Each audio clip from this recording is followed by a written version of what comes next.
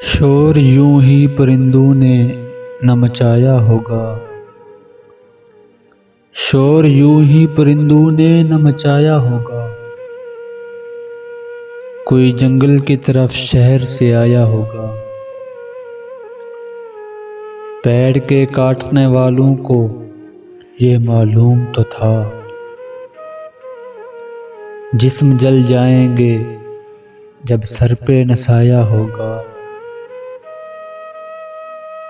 بانیِ جشن بہاراں نے یہ سوچا بھی نہیں،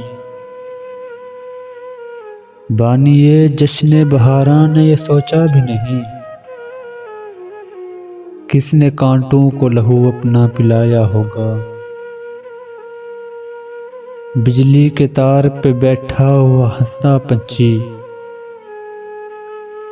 بجلی کے تار پہ بیٹھا ہوا ہنستا پنچھی، سوچتا ہے کہ وہ جنگل تو پرایا ہوگا،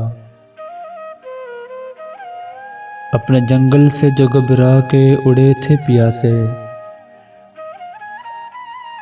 اپنے جنگل سے جو گھبرا کے اڑے تھے پیاسے،